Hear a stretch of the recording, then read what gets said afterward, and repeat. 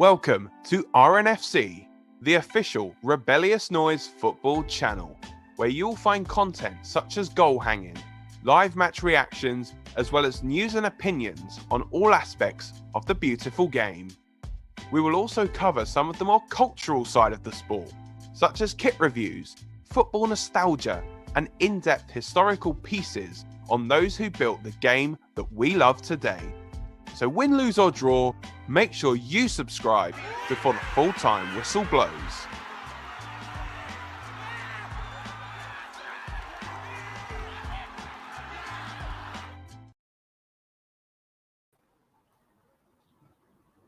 Hey! I was going to coming on, but I thought that'd be too cliche. It is Scott, Dan, and Lucas. We are here for the Rebellious Noise Football Channel, and we are talking England versus Croatia. Obviously, not long ago, the England game just finished, the opening game for the Euros for us.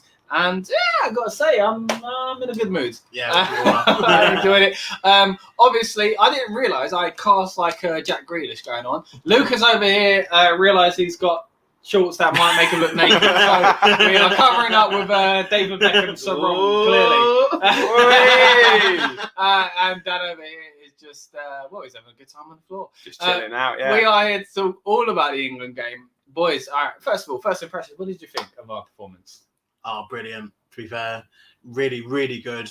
Like I said to you when we watched it, I think obviously the whole thing with the team sheet, people complained about us having too many defenders, not having enough kind of goal scorers to be up front. But I think this might be the tactic to make people think that, but realise that we are actually really strong at attacking. Yeah. I felt. Yeah, I mean, even the subs, the people we brought on, obviously, was the kind of ones you wanted. Grealish. I was very shocked Bellingham came on. I know some people were putting him in their starting 11. I'm not saying he's not good enough to be in it, but I just didn't think that was going to be the case. I didn't even think he'd be a sub today, so that was cool to see him coming on. Dan, you mentioned something to me before when we were watching it. So we watched it in a bar, as you do. And Dan, you were saying about there 2 keepers on the bench, and obviously you can only name 23 out of your 26. Yeah, it was strange the fact that obviously we had so obviously we knew Maguire was not going to play because he's injured, but then they left Sancho out and they left Chilwell out. But then they went with Kieran Trippier, the right. I think that was the one selection, I guess, that most people were surprised about as well, was why you're playing a right footer at left back. So obviously Luke Shaw on the bench, but Chilwell not even in the squad. Yeah, very shocking. So I did find it strange that they'd have 2 keepers on the bench. You'd think, okay, surely you could have dropped one of the keepers and put in, one of the other players. If you get desperate, like we were joking again before when we were watching it, I said, if you've got to play like Rio, then you're all right, in goal. But that's what you kind of need, a defender. I would do that. I would take a defender and train him up. That's what I would do, I think, because it's very unlikely that you're going to get 2 keepers sent off or injured or something like that, to need that third keeper. Yeah. But then to have the option of the kind of people you could bring on. But yeah, generally speaking, the lineup, again, I think it was a decent lineup. It was somewhere between what I think people hoped and what they expected. Because people did expect, like you say, Lucas, for us to be very defensive minded. But then we had the players up front where it's like, well, we should have enough there.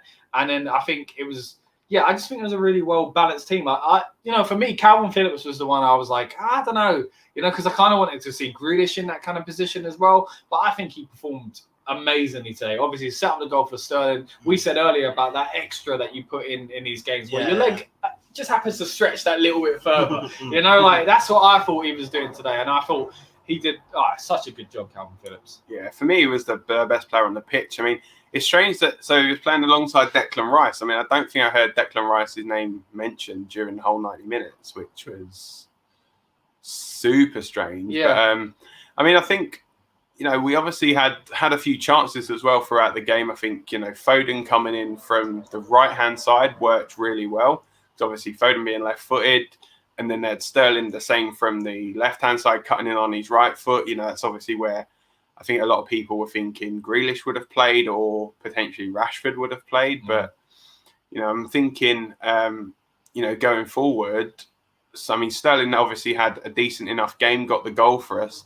I think a lot of people were thinking maybe Foden, Mount and Grealish were going to be that attacking trio sort of thing behind Harry Kane. But, I think the 3 that he did have there worked well. I mean, talking of Kane as well, I think he didn't seem like he was at his sharpest today. No, he got battered by the post as well, didn't he? Yeah, and then obviously coming off. I mean, the thing is, we've got to obviously think, where was his mind at? He's obviously good friends with Christian Eriksen, and obviously all of us want to just send our best wishes across to him and all of his friends and family, and hope for a speedy recovery.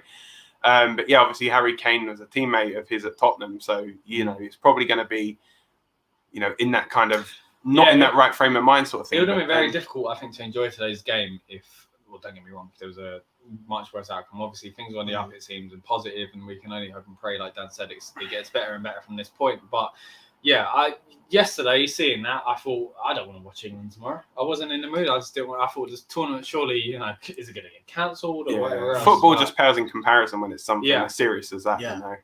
It's I mean, it's sad, but thankfully, all the prognosis is that he seems okay now, and obviously the Danish players were saying that they weren't going to play on unless they got that confirmation that he was okay.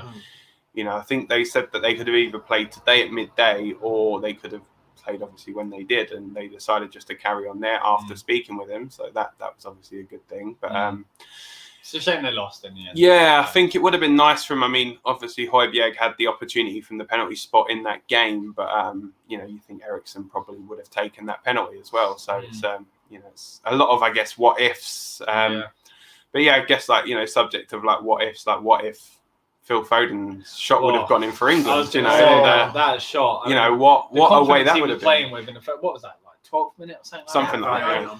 Man, I was pumped. I think we started the game so well. We were saying that it was scary once we got to half time that we hadn't got a goal, because that is my biggest fear about England at the moment. If we don't get it within the 50th, 60th minute point, even half time, then we might be in trouble. So I think Sterling's goal was 53, 57 or something like that. 57, which I think, good. That was about right for us. I think as long as you score before that, after half time, I think as long as you score within that first 15 minutes before the hour, I think after it gets past the hour mark, that's when you're thinking legs are gonna start going a bit. But you're coming out from half time, you're a bit fresher. First 10-15 minutes, just really put your foot down, go for it, get that goal, give yourself that kind of platform to build from for that second half sort of thing. And I think we did that quite well. I think obviously Sterling getting the goal, and it came from I'm trying to think where did it come from? Was it Phillips? Calvin-Phillips, We were a great run as well before. Calvin-Phillips obviously doing, and Mason Mount came close with a free kick that went just over the bar as well. So we had chances, and obviously we've now broken our hoodoo. It's the first opening game we've ever won at the Euros. So finally we've done something, and now it's just that thing of getting to the final. We beat the best team in our group already. So, can't beat yourselves. Obviously, I do think the Scotland game is one where, it's a bit interesting kind of how that dynamic will work. Obviously, England versus Scotland, it's still one of the kind of ones. The Scots will obviously want to bring that. But I think definitely in terms of on paper, in terms of what they've done in tournaments, we're looking at Croatia being the strongest team in our group. And on that note, though, I don't want to be that guy to say this, but I don't know, Croatia didn't seem to have it today. No. There was something, and that's, again, not... Thing is, this is the thing here, we played really, really well. That's a given. But Croatia played quite badly, I felt, for Croatia. Yeah, especially that first half. We didn't give them much chance at all. No. And I think that's the thing. You got to look at. You think as a neutral, it's easy for us to come out and go, "We won," but it was only 1-0. We should have took certain chances, maybe. We did have that kind of spell where it got a bit dry. And then you think about, is a neutral going to? I think a neutral will look at the Italy game the other day and go, you know what, they got a chance to go away. I don't think neutrals looking at us and going, they got a chance. I think we've done well to beat a team like Croatia. It was a good game, it was a good goal. Foden's chance was really good as well. But I don't think not to bring it down on it, but there's nothing that, this ain't. I didn't see a performance from the team that won the Euros today. I just saw a decent performance from an England team. We beat a decent side, and I feel happy with that. But we need to step it up from this point on. It's like we're turning into Arsenal as well, 1-0, wasn't it? It's like the last 3 games, 1-0 to the England. I'll tell you that, those days are good, mate. 1-0 to the Arsenal's better than I'd rather go through the whole tournament winning 1-0 and lift that trophy at the end. Yeah, but that's it. A lot of times you win the Euros or the World Cup, you win it by playing defensive, or you win it by playing ugly. It's not always the most attractive, because those teams get caught out. And that, Bayern, Brazil. I mean, always a great football, but. I think that was everyone's fear as well. Like they saw obviously the 4 at the back and then the 2 holding midfielders. Everyone was thinking, England are going to play defensively. But just how quick we came out and we were attack. The first 30 minutes was great. And I think as well, I think if we're looking at the first half, the ball was especially the first half an hour, I don't think the ball was in our half for probably about 80 or 90% of it. I mean, I think it's probably about half an hour into it when Pickford probably first touched the ball. But one thing I was disappointed with, though, was that the little car didn't come on bringing the ball. Where was the car? Yeah, where was the car? Where's the Rocket League, man? You know what? Speaking of Pickford, though, again, I don't want to be that guy that brings it down, but it's some of his distribution, which he's praised for. Wasn't that good today. There was that time where he nearly looked like he slipped. And he fell a bit, like he kicked the grass or something like that. And it was just a few of them where it was a bit nervy with him today. It's weird. His kicking was a bit poor, but I think his handling overall, he was pretty good with he held on to the ball when he needed to. Yeah, right at the end. And that kind of stuff. Yeah. So he done those bits well, but as you say, it's just his distribution. It's like if you're going to want to be playing that kind of football where you're passing the ball around, you need a goalkeeper that's going to be good with his feet as well. That's going I say wobbly, and I literally mean wobbly. He looks a bit wobbly on his feet at times. So I mean, maybe it's the sun. Yeah, I don't know, like you're in a position all the time, you're watching, seeing the sun in your eyes. Needs to get a cap. One of them visors or something. Did, don't they? Yeah, I mean, obviously, it's like you said earlier, Dan. It's 30 degrees, whatever, at pitch tide. And again, like I think, as much as obviously football has been back, it's not been back like this. Obviously, Wembley. I mentioned this, like as much as it's great, there's 22,000 fans approximately. Yeah, like that.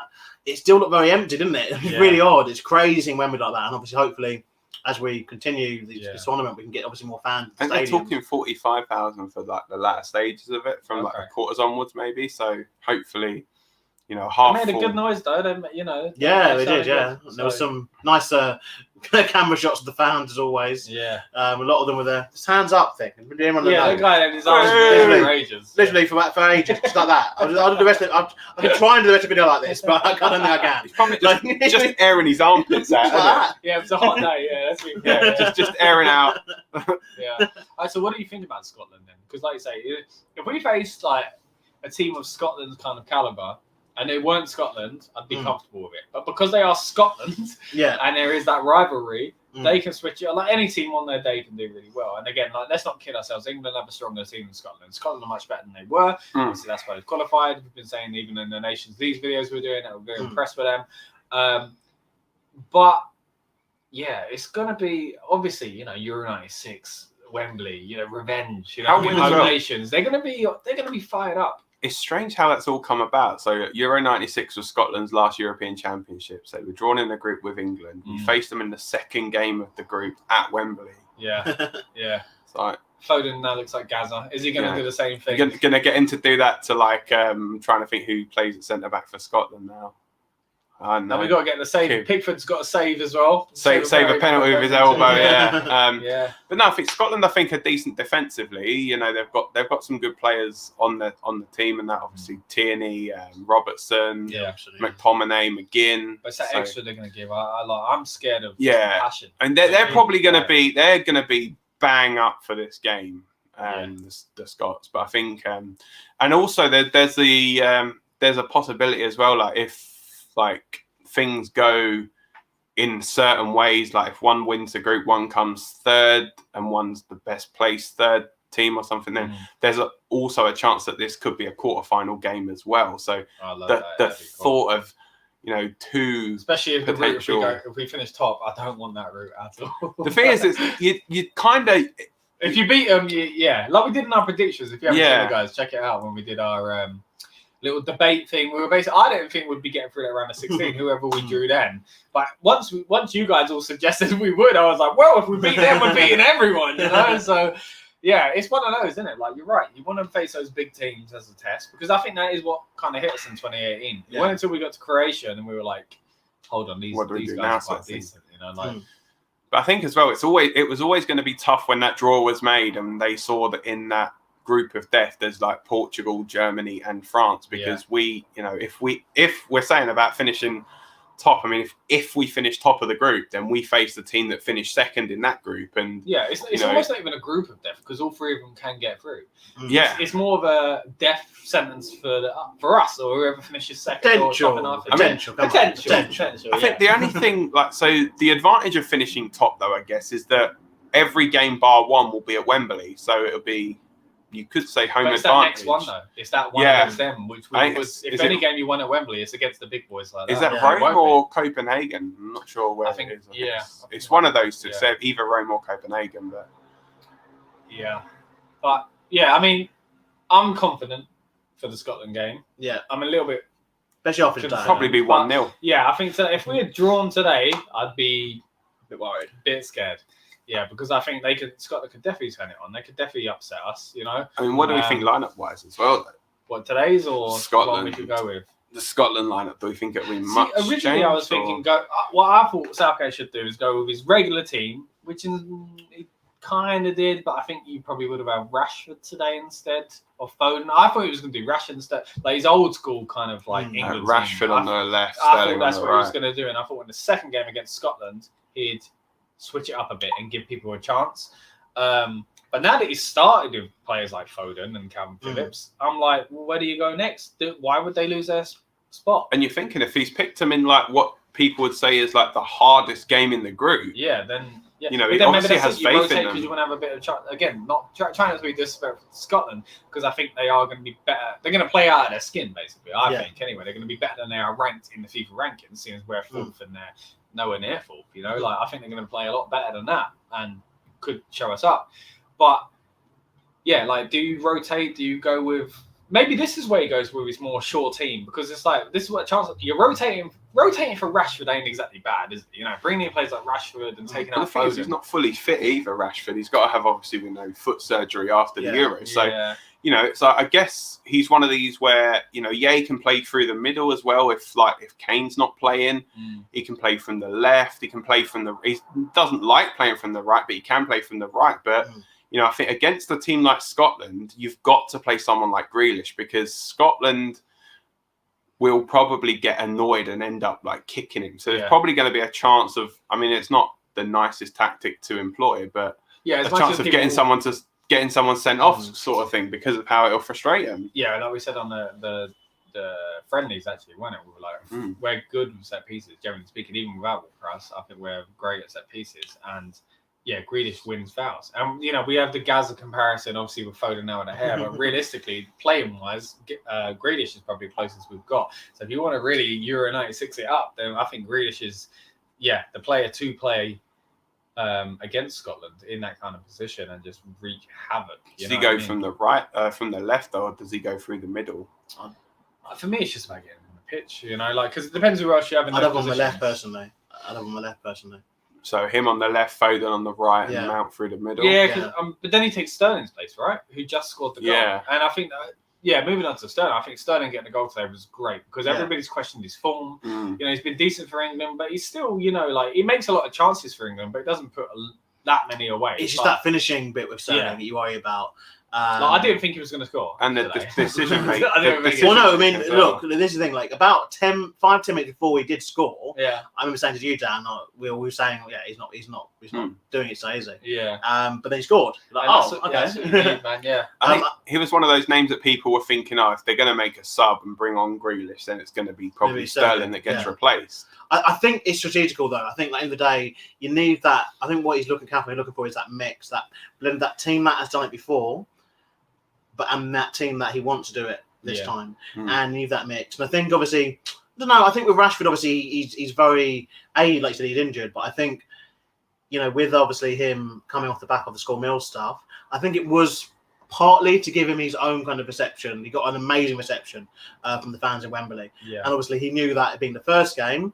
You know, us being realistic, if we wasn't to come away with any points, obviously, from this first game, by the time we get the second, third game, giving him his own reception might not have done the same thing. But I think definitely the first game, hottest day of the year, everyone's up for it. England playing on a Sunday afternoon. Give Rashford that reception. He comes on, and you know, he didn't really change the game at that point. At that point, the goal already happened. But I think Sterling's a player where you just want him on the pitch, I guess. But I think, definitely for the Scottish game, get Grealish on, and maybe do a thing where you're alternating them. But it's hard, I guess, with Rashford being somewhat injured, because you can't rely too much on him to do too much. So I guess he's always going to be. And this is a great start. You start by beating, like we said earlier, the toughest team in the group. We're on our way to winning the group. I know it sounds a bit premature. a bit, just a bit, mate. But getting 3 points against the toughest team on paper, we're on our way to winning it. So is this the time where you think, well, you know what? If we win it, we're about to face something really, really difficult. So do we start resting up players already? Do you know what I mean? Because if this was, if we were scraping at the end of it against Czech Republic, if this was a draw, we lost to Scotland, and then we're begging for a win, then it's like, well, we're gonna have to throw everything at the wall. Whereas I feel like he can kind of, again, because of the depth we've got, take his foot off the gas with certain players and be like, you know what, I'm gonna give you a bit of a break. I mean, I feel like it all depends on obviously what happens in the Scotland games. I think if we beat Scotland, then we've most likely won the group. So, But also then depends how Scotland do tomorrow too. Yeah, exactly. Scotland playing tomorrow, aren't they? So. But I suppose with the Czech Republic game, then he can go into that game thinking, right, okay, who's not yet played, I can give them a game. So like you may see Belgium B team, and it was our B team in the World Cup. Yeah, so so you could see the likes of like Bukayo Saka play. He's obviously. Yeah. You could see like maybe a changing goalkeeper, maybe like a Henderson or Johnstone come in and play there. Obviously players that are still looking like to regain some fitness. Like they said about Maguire's probably, he said most realistic game is the Czech Republic game. It's like, would you say give him half an hour just to? You've got to. If we got we're through, because you can't try him out in his first game in the round of 16, can you? You can't. And I wouldn't do it against Scotland either. I mean, although I think we need to look at getting through that Scotland game unscathed with pretty much with a perfect record. The clean sheet. I mean, just quickly touching on it, like I think Mings and Stones, they actually played quite well today. The defensively, I think we were pretty decent, and I think it helps as well the fact having Rice and Phillips playing in front, because then it means that if the fullbacks are going on, both of them are comfortable playing at centre back, so then they can just slot back in and make a 3. So, I mean, although it was a 4 on paper, it at any point could have easily been a 3 at the back. So. Yeah, I know they weren't really tested today though. No. In today's game, Croatia only really in that latter half, the second half, really. And again, that's where as an England fan, we're so used to where that's where we can slip. That's why it was good. We had the goal. We had the goal from Sterling. That really boosted the team, and then we knew we still had options on the bench. Yeah. So really, it is really about in terms of the group though, and where we go. Like again, it's a case of like, tomorrow are we hoping Scotland lose or win? Like what are we hoping? Yeah. Draw, because in a way, or draw. Because it's like if Scotland don't win, as in if they draw or lose, like. I don't want to explain that for you. If they just, in case you don't realise that football works, people. Will they come even more vengeful against us? That's one of the points. If they win, are they going to be overly cocky? Yeah, or are they going to be like positively in the spring? Positively, spring in the step. Yeah. So what do you think? We openly look. What do you think? I always want Scotland to do. I mean, see, the thing is, like, yes, I'm English, but the way I look at it. I always want the British teams to do well, so I always want England, Scotland, Wales, Northern Ireland, and Republic of Ireland. Yeah. Obviously, those sentiments are not echoed by those, but we're a bit nicer by the sounds of things. The thing is, we put them through more in history. The thing is, it's like the tennis and Andy Murray. When he wins, he's British and we love him. When he loses, he's a filthy Scot. So that's just how it works. It's the same thing here. If Scotland were to win the group, we love them. We're so happy to be British. If they win the Euros, I'm Scottish. We're all Scottish. Like an England Scotland 1-2, it's like well done. Or if Scotland or Wales win the Euros, it's like yay, Great Britain have won. Can you imagine? It's like we'll just turn it into like Team GB halfway through. So, did you fancy borrowing Harry Kane for the semis or something? Yeah. Speaking of Harry Kane, then do you think he'll play next round? Do you think he might need a little bit of a rest? I think he'll play. I think he'll play against Scotland, and then I think Calvert-Lewin will be the one that plays against Czech Republic. So just because he hit his chest so hard. I'd rather give Calvert-Lewin a run out this time round. I think it depends on how he is from that. Because I mean, it was strange that they brought Bellingham on from. Like, you'd think, like, how must Calvert-Lewin have felt? Like, it's like, oh, I'm not kind of the backup striker on the bench, True, and then you bring on. It was probably, with that, you're changing a bit. I think was I think Rashford was already on the pitch at that time as well, wasn't he? Because then Rashford, I guess, would have gone through the centre, or Sterling could have gone through the middle. So no, Sterling's done that a bit for City. That's it. Like you said, we've got a lot of people on the wings that could step into the middle anyway. So, but like, if you are Calvert-Lewin, you are probably thinking, hold on a minute. How many subs do we get actually in the Euros? 5. It's 5 now, yeah. How many do we have in this game? Do we have 3? I think so. Okay. So Rashford came on. Bellingham came on. I'm trying to think who else came on there. Can't remember. Grealish came on, yeah. Oh, it's a 3. Okay. 3. Yeah, so to be fair, that shows to me that Southgate is playing as if under normal rules, I guess. And that's probably the right way to use these subs. For now, yeah. Until you like are desperate and you're like, let's bring in the 4th, yeah. You know. I think the thing is, the more subs sometimes you bring on, the more it disrupts a team. Yeah. Exactly. That's what I mean. If you're desperate and you think, you know what, I brought on 2 and they're not quite doing it, I'm going to bring on these 2. You know what I mean? Like, I brought on 2 to be defensive. Now we need 2 to be attacking. You know, like, so that's where 5 might work out.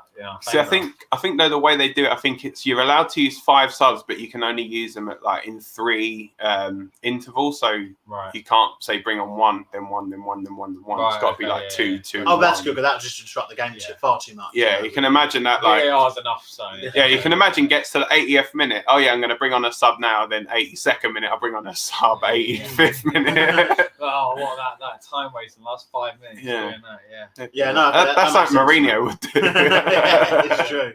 On back to the Croatia side though, like I felt that there was a bit of frustration there towards the end, and they were a lot of grabbing. Every time we got a ball in the air, yellow cards it was just a lot of grabbing, and it'd be interesting to see. Obviously, I think personally the refs so far, from what I've seen, have been a bit lenient.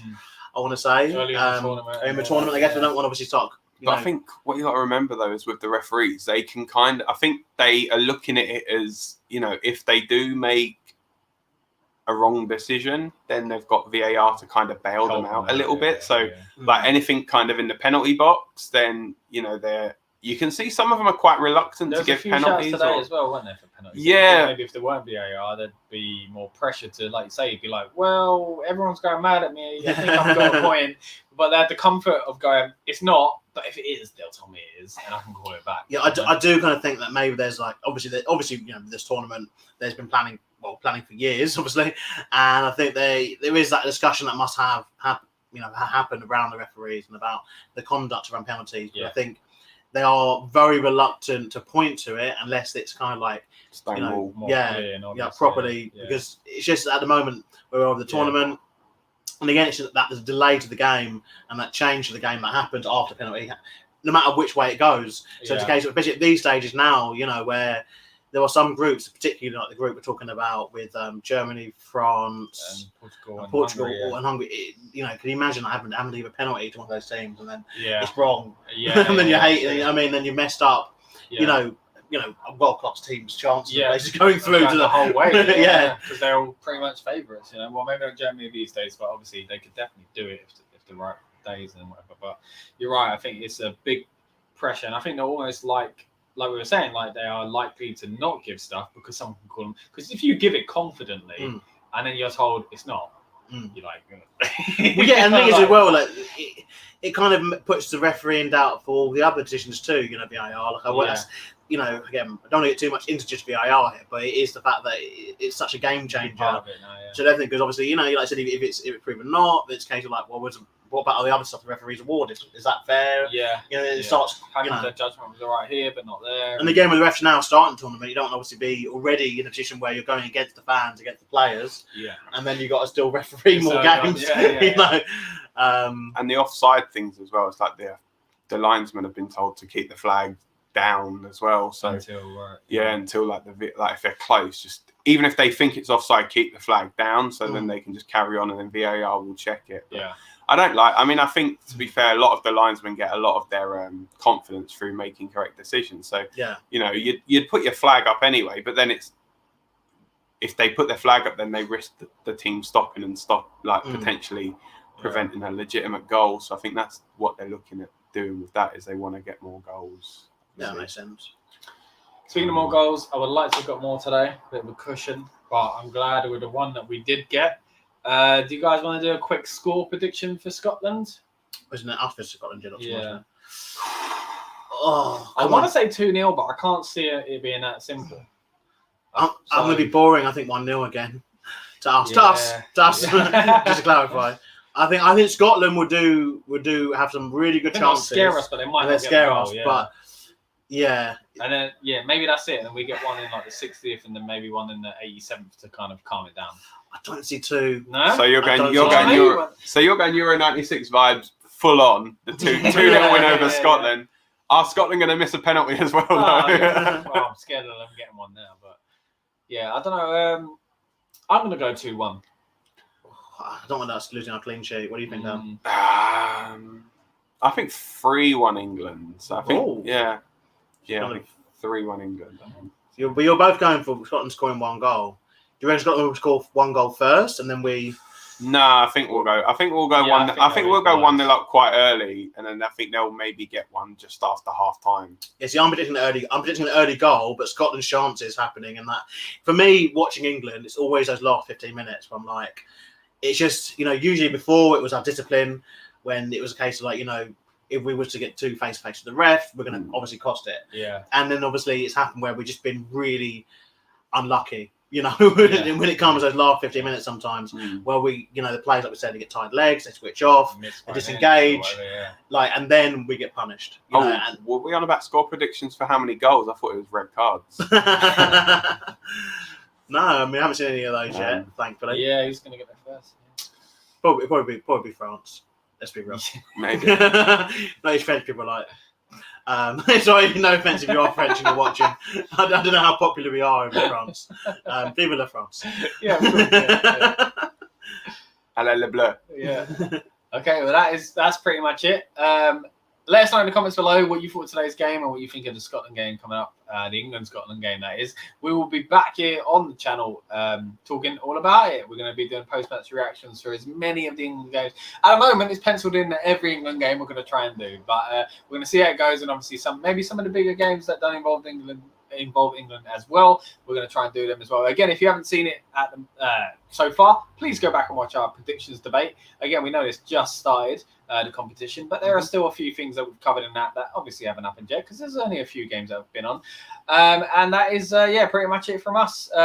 Again, we've got loads more football content on the channel, so check out more of our stuff, and we will see you for England-Scotland reactions. We will indeed. Is it coming home, boys? Oh, it's coming home. Of course it is. Come on. Come on. It's going to build louder and louder every episode. Yeah. All right. Every game we're a step closer. So come on, England. Let's do it. Cheers. Take care. Bye. Bye. Welcome to RNFC, the official Rebellious Noise Football Channel, where you'll find content such as goal hanging, live match reactions, as well as news and opinions on all aspects of the beautiful game. We will also cover some of the more cultural side of the sport, such as kit reviews, football nostalgia, and in-depth historical pieces on those who built the game that we love today. So win, lose or draw, make sure you subscribe before the full-time whistle blows.